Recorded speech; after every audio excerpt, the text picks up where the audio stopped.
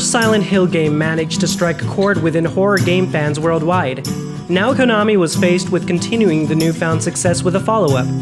Team Silent was tasked with creating a new horror epic on a new game console, the Sony PlayStation 2.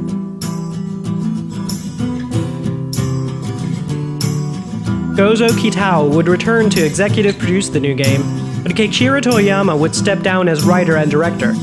Akihiro Imamura, who was a programmer on the first game, would be the producer this time, while writing duties would be handled by Hiroyuki Owaku. Akira Yamaoka returned to contribute some of his most inspired music. Masahiro Ito once again handled all the monster designs, and Takayoshi Sato managed the character design along with the cutscenes, this time with the aid of motion capture. Team Silent was expanded into a larger group, and this time they wanted to push the boundaries of psychological horror even further. Directing the project was Masashi Tsuboyama, who was also the art director. The new hardware allowed him to make the murky and corroded details of the environment stand out. These in turn were based on real abandoned buildings he had found in photographs. Basing his work once more on the art of Francis Bacon, Ito designed more contorted and twisted monsters that were human-like in appearance. And finally, motion capture technology helped in making the faces and cutscenes more realistic than ever. Also notable are the performances by first-time actor Guy Seehey as James Sunderland, the game's protagonist, Monica Horgan as Maria and Mary, David Shoffley as Eddie, and Donna Burke as Angela. Silent Hill 2 was released on the Sony PlayStation 2 on September 24, 2001 in the US, September 27th in Japan, and November 23rd in Europe.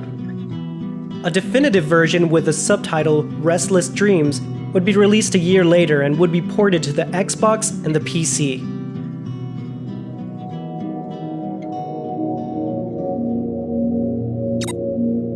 After receiving a mysterious letter from his deceased wife Mary, James Sunderland travels to the town of Silent Hill. The letter states that she is waiting for James in their special place, but James doesn't know what to expect since it's been 3 years since she's passed away.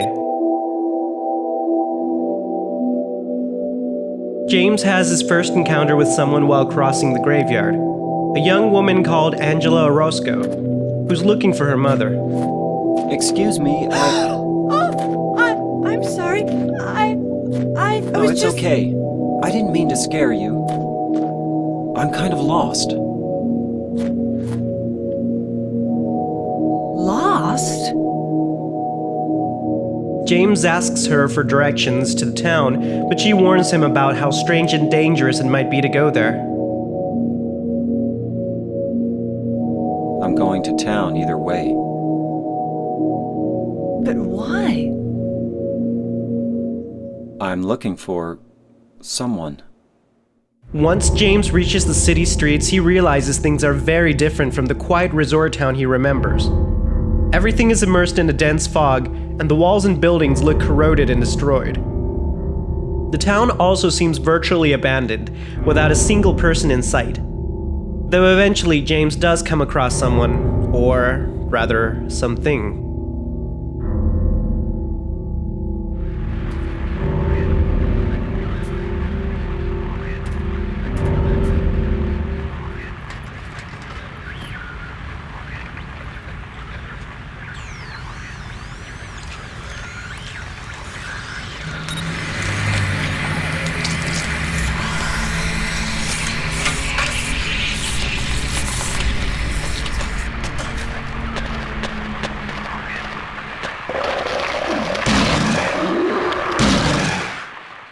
Is it dead? What the hell is it? Armed with a wooden plank and a radio which emits static when monsters are around, James heads to Rosewater Park, battling the lying body creatures on his way there.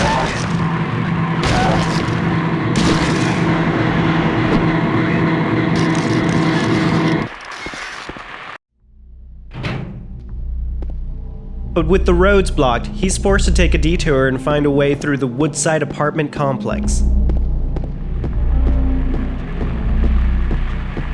James is covered in darkness as he steps through the halls and rooms of the apartment building, while still being attacked by monsters around every corner.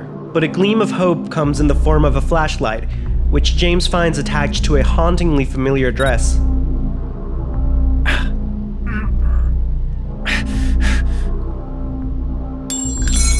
While trying to reach a key, James briefly encounters a little blonde girl who doesn't make things any easier for him. Damn it.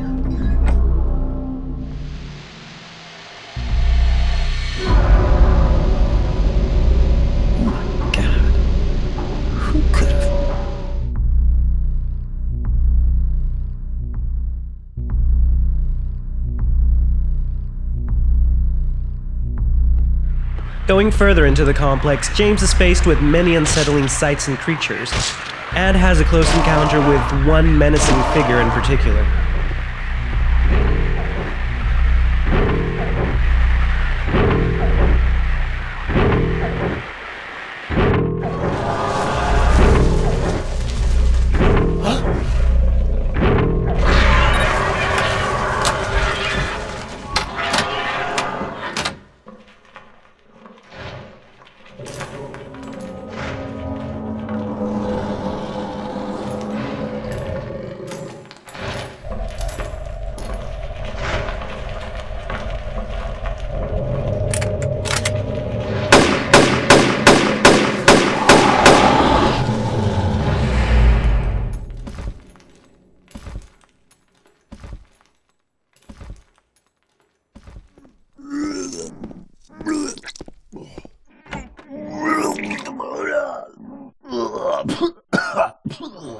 Soon afterwards, James meets Eddie Dombrowski, who's quick to defend himself before James can get any suspicious thoughts.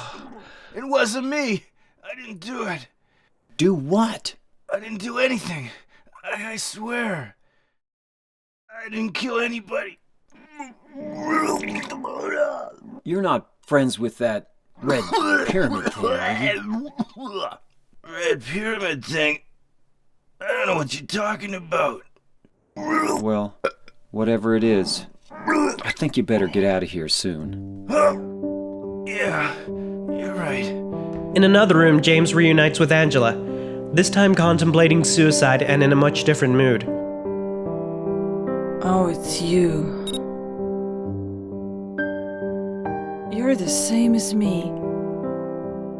It's easier just to run. Besides, it's what we deserve. No, I'm not like you. Are you afraid?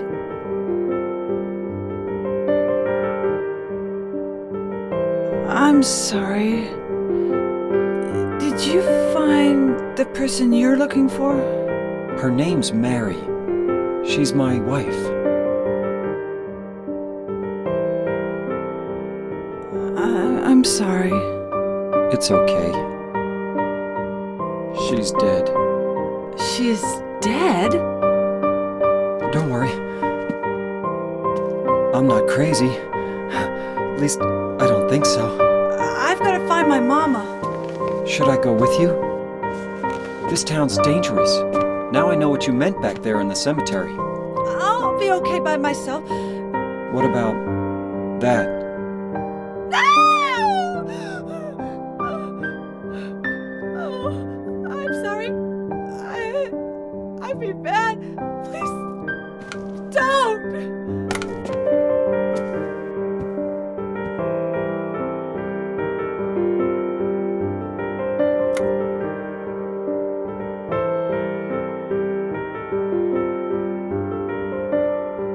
As he makes his way towards the exit of the apartment building, James has one last obstacle to overcome before leaving.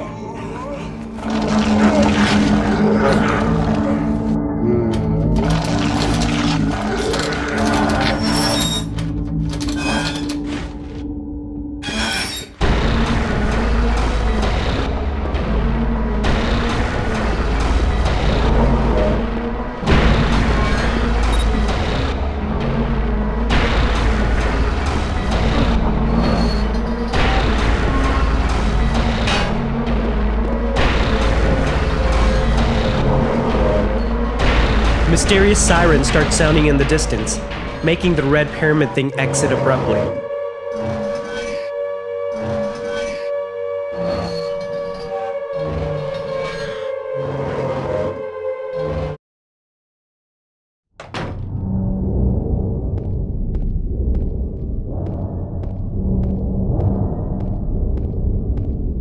Outside of the apartments, James finds the girl he saw earlier sitting on a graffiti-covered wall. He notices she has a letter with her, but she catches his attention more so by giving a slight mention. What's that letter?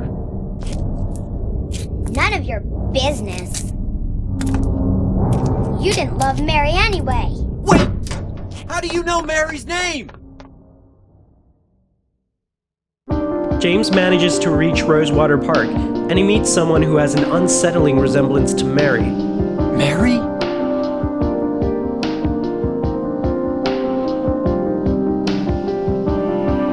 You're not. Do I look like your girlfriend? No, my late wife.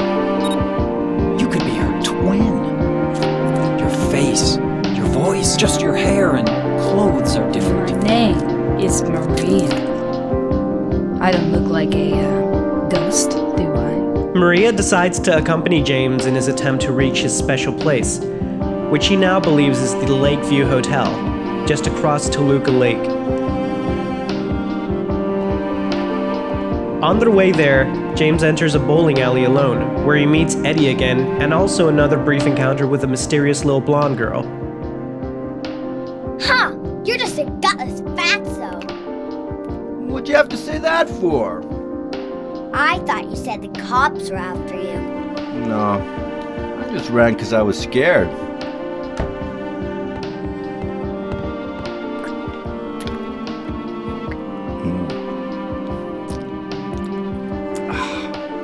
Eddie? Oh, you're... James. Yeah, I remember. Are you alone here, Eddie? No. Bye-bye. Wait! Come back! Eddie, let's go after her. Huh? Laura? But why? Laura. Is that her name? That's what she said. This town is full of monsters. How can you sit there and eat pizza? Did a little girl run out of here? Meanwhile, outside, Maria has seen Laura and, out of concern, convinces James to try to follow her. But it soon becomes apparent, though, that it's Maria who's actually taking the lead.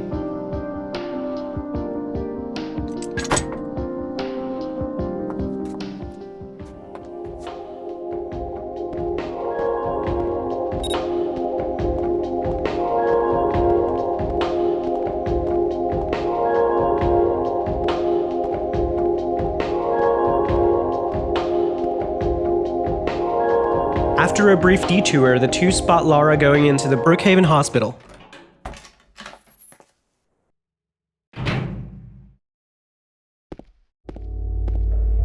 The dark hall seemed abandoned at first, but it soon becomes apparent that the former medical staff are still around.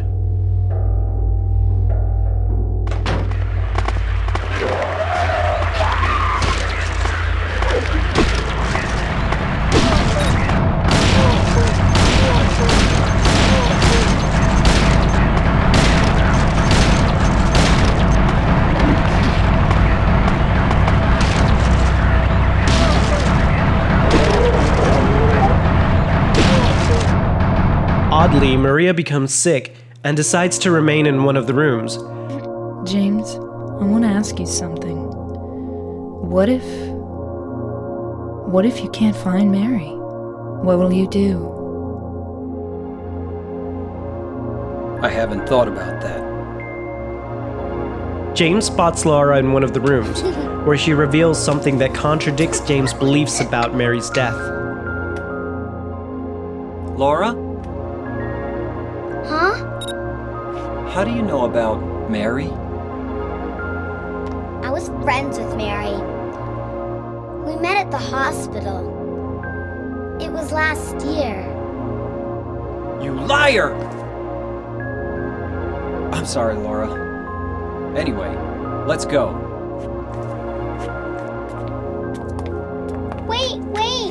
something I gotta get. What is it? A letter from Mary. Huh? I wanna go get it. Is that okay? Yes, yes.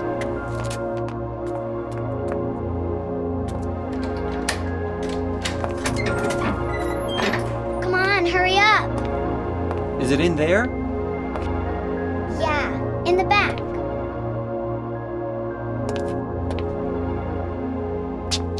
What are you doing, Laura?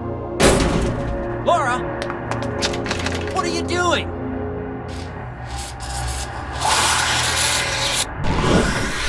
Laura? Laura gets upset and locks James in the room, where restrained caged monsters begin attacking him. You snotty little brat! Open up! Why, you... Laura? You got me.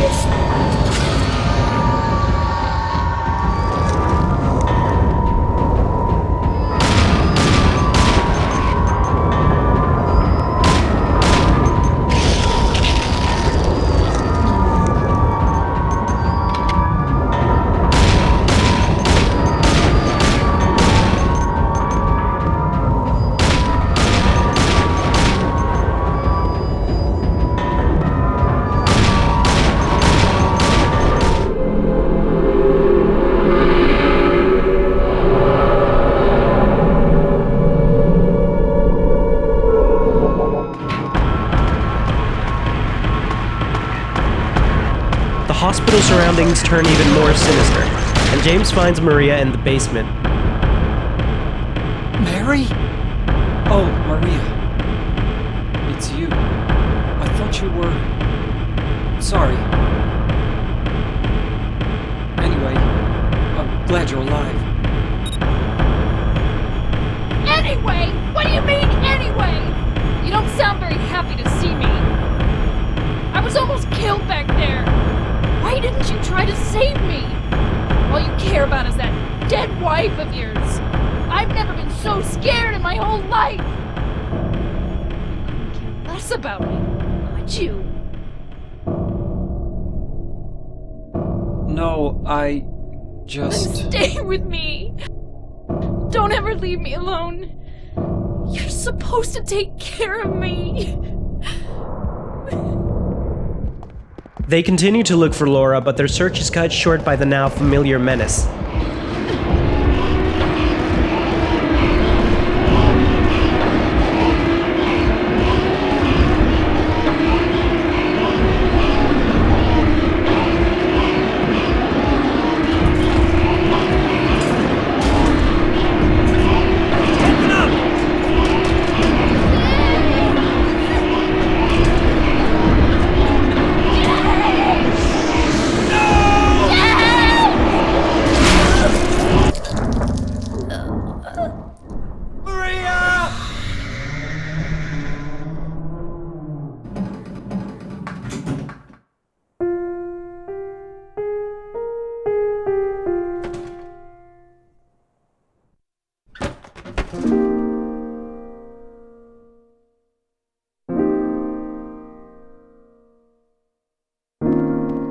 Finding himself alone again, James decides to refocus on finding Mary.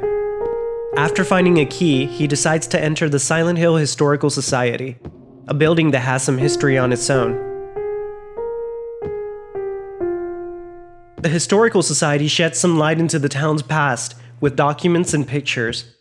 Eventually, an entrance reveals a secret prison that pushes James' sanity as he progresses further into the maze's cells.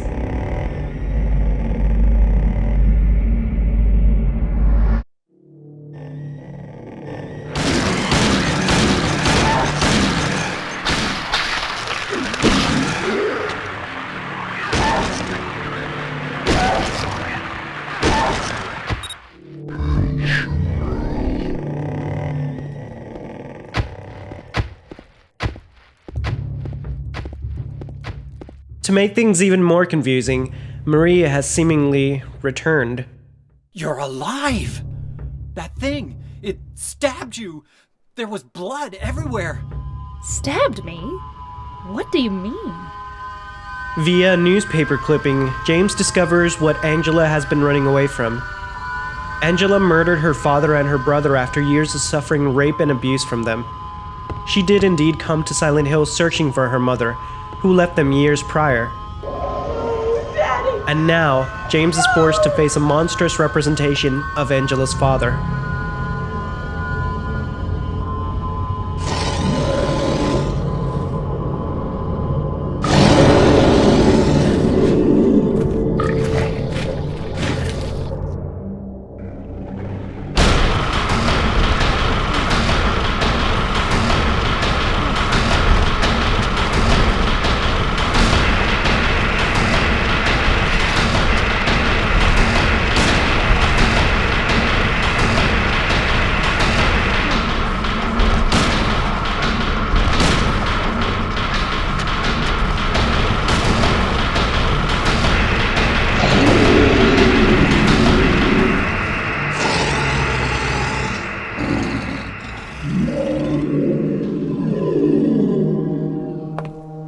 Are you okay?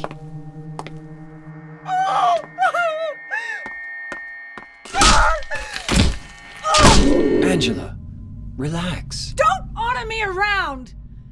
I'm not trying to order you. So what do you want then? Go ahead and say it!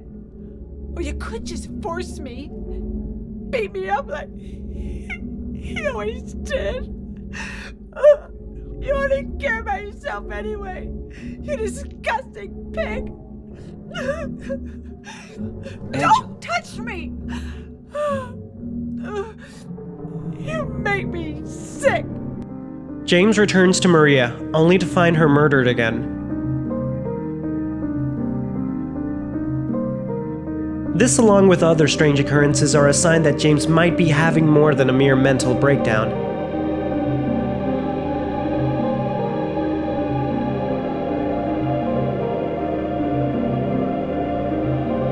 Near the end of the labyrinth, James encounters Eddie, who has lost his mind due to the verbal abuse by the people in his life. He had traveled to Silent Hill fleeing from any consequences that awaited him at his home, after he shot a dog to death and shot its owner in the leg. Well, maybe he was right. Maybe I am nothing but a fat, disgusting piece of shit. But you know what? It doesn't matter if you're smart, dumb, ugly, pretty. It's all the same once you're dead. Have you gone nuts? I knew it. You too. You're just like him, James. Hey, I didn't mean anything. Don't bother. I understand. You've been laughing at me all along. I'll kill you, James. Do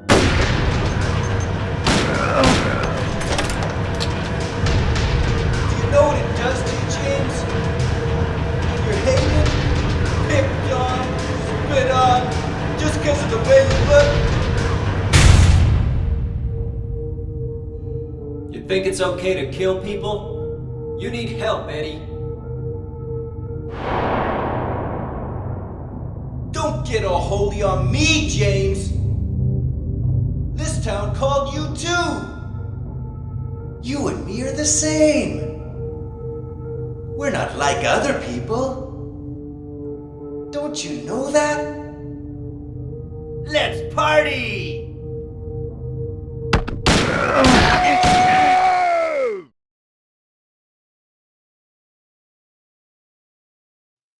Feeling remorseful and ashamed of himself, James wonders if his perception and memories are true at all. I killed a human being. For James, there was only one place left to go in his search for Mary, the Lakeview Hotel.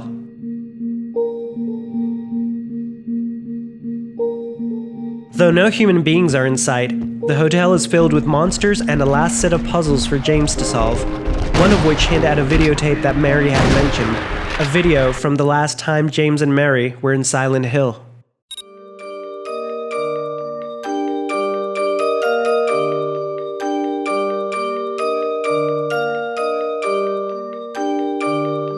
James reunites with Laura, who opens up to him and hands him a letter that Mary had written to her. The letter reveals Mary's unconditional love for James and her wanting to adopt Laura if the situation was different. It also confirms that Mary had indeed written it 1 year ago. Laura, how old are you? I turned 8 last week. So, Mary couldn't have died 3 years ago. Me and Mary talked a lot about Silent Hill. She even showed me all her pictures. She really wanted to come back. That's why I'm here. Maybe you'll get it if you see the elder letter. The one Mary... Huh? I must have dropped it. Laura! I gotta find it. Laura! James manages to obtain the videotape.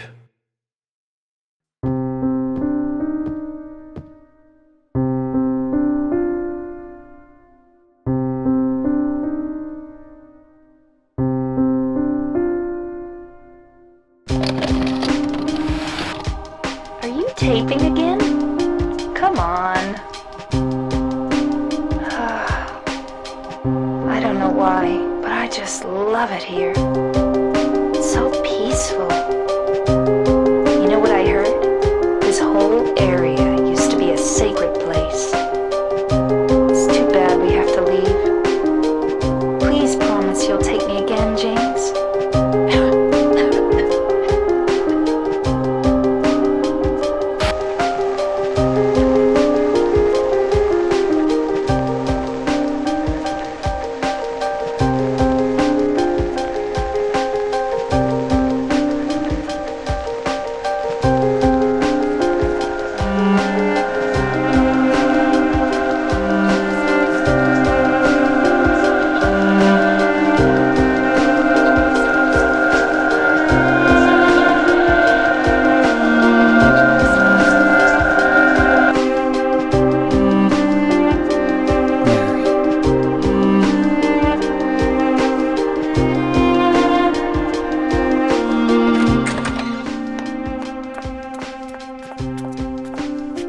So there you are, James. Did you get the letter?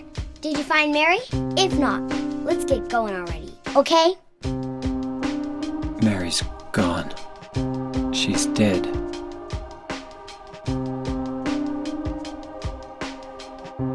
Liar, that's a lie! No, that's not true. She died because she was sick? No, I killed her. You killer! Why'd you do it? I hate you! I want her back! Give her back to me! I knew it! You didn't care about her! I hate you, James! I hate you! I hate you! I hate you!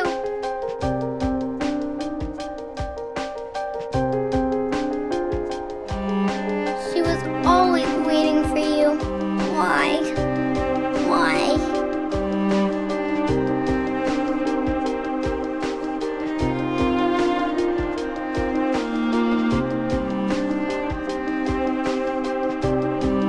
I'm sorry.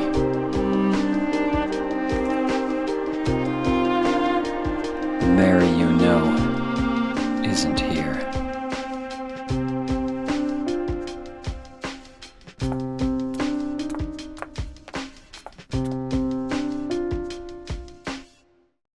The hotel finally reveals its true destroyed appearance as James makes his way through the floors. James' perception of his reality begins to fall apart as he approaches his destiny, the special place he came seeking.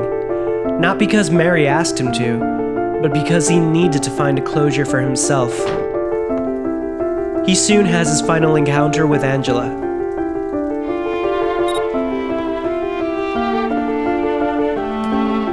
Thank you for saving me. But I wish you hadn't. Even Mama said it. I deserved what happened. No, Angela, that's wrong. James, give me back that knife. No, I won't. Saving it for yourself? Me? myself. It's hot as hell in here. You see it too. For me, it's always like this. Reaching the hotel lobby, James finds Maria alive again, only to be murdered once more.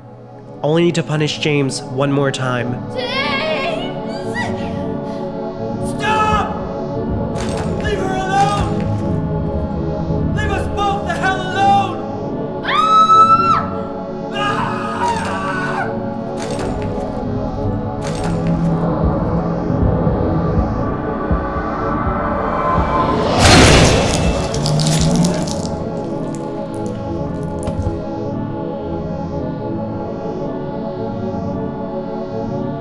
I was weak.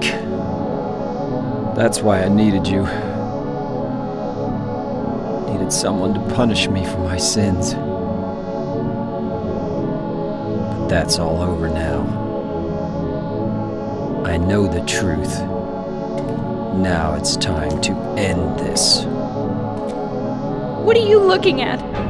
Get the hell out of here! Mary's final hours start to resonate within James' mind. No use to Their anything. frustrations, their helplessness, Dead soon. and the tragic acceptance Maybe today. leading to James taking the difficult decision to end her life. It'd be easier if they'd just kill me.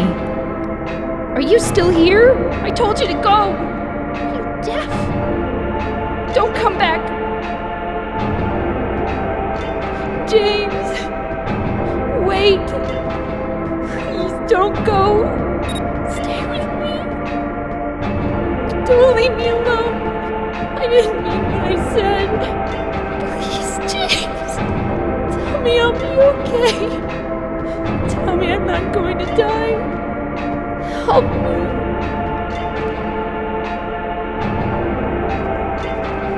James! Maria, I'm finished with you. What? But I'm what you wanted! I'll never hurt you like she did! So why don't you want me? Because you're not Mary. Without Mary, I just can't go on. Oh, James. Come on, James. You must be joking.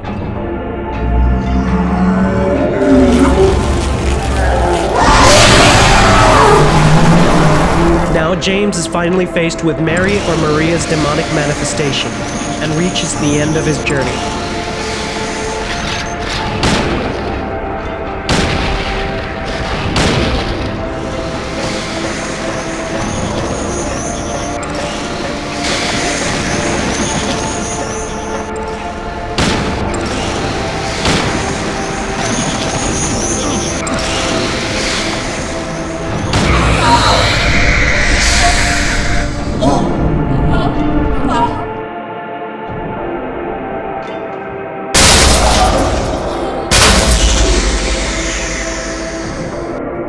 James chooses to kill the one he loves, one last time, and the story draws to a close. Silent Hill 2 has no confirmed canonical ending. Depending on the way you complete the game, and whether you've already completed it once, you can get one of 6 possible endings. There are, however, 2 endings which have been considered the most true to the story. The Leave ending has James accepting Mary's passing as she tells him to move on with his life, and hints at the possibility of Laura being adopted by James. While the In Water ending has James unable to accept what he's done and realizing that he can't live on without Mary. It is then presumed through sounds that he drives his car into Toluca Lake, along with Mary's lifeless body. This is the ending used for the Silent Hill 2 Japanese novelization, and is considered the preferred ending for some of the developers. James Sunderland's motion capture performer, Guy Seehee, originally stated that he preferred the Leave ending as his conclusion, but also considers the In Water ending a valid one.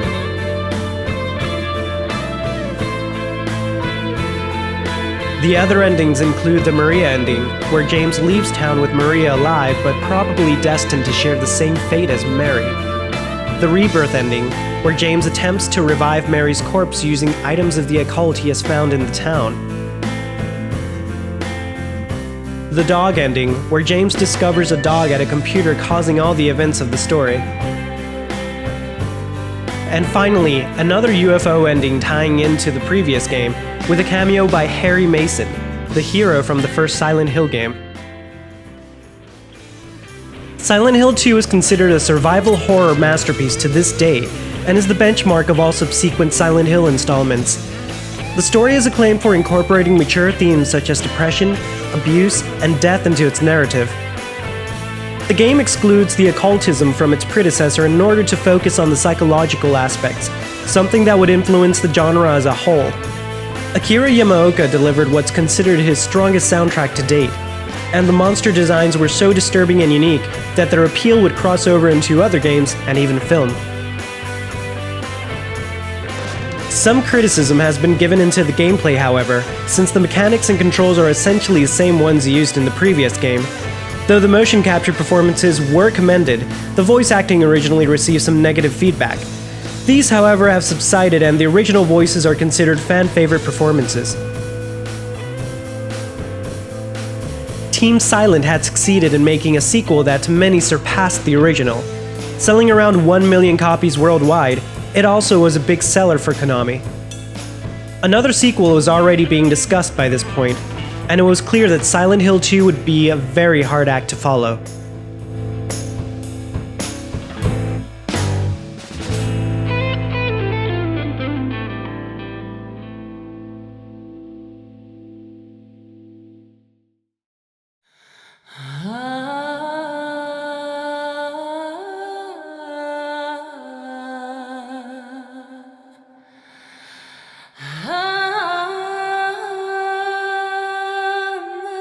In our next episode, we follow a grown-up Cheryl Mason as she returns to her birthplace for some unsettled business with the occult. Hey.